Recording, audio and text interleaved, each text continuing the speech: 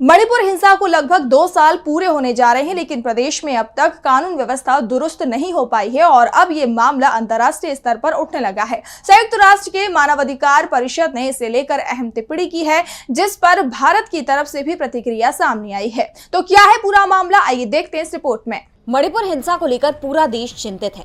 मणिपुर की बीजेपी सरकार की विफलता के बाद भले ही मुख्यमंत्री बीरेंद्र सिंह को अपने पद से इस्तीफा देना पड़ा, राज्य में राष्ट्रपति शासन लागू हो गया है, लेकिन इस बीच भी छिटपुट हिंसा की खबरें लगातार सामने आई है।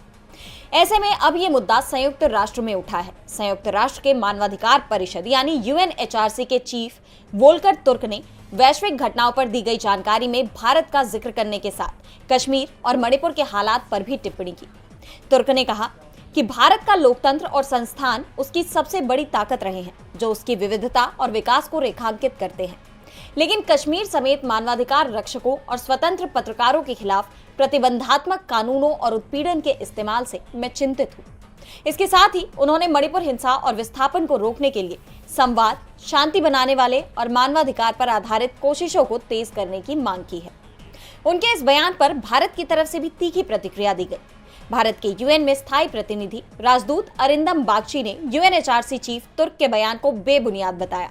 उन्होंने कहा कि जैसा कि भारत का नाम अपडेट में लिया गया है, मैं इस बात को पुरजोर ढंग से कहता हूं कि विश्व का सबसे बड़ा लोकतंत्र एक स्वस्थ, जीवंत और बहुलवादी समाज बना हुआ है।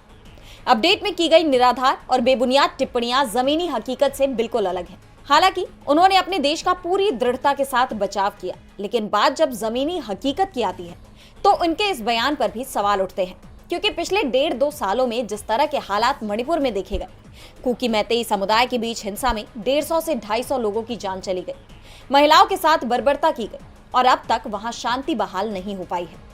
मणिपुर की जनता PM मोदी से मणिपुर आने की गुहार लगा रही है, लेकिन ना तो PM गए और ना ही मणिपुर के हालात बदले। और ये पहली बार नहीं है जब अंतर्राष्ट्रीय स्तर पर मणिपुर का मुद्दा उठा हो। इससे पहले यूरोपियन यूनियन में भी इस मुद्दे पर निंदा प्रस्ताव पेश हो चुका है। ऐसे में सवाल ये उठता है कि आखिरकार मणिपुर के हालात कब बदलेंगे।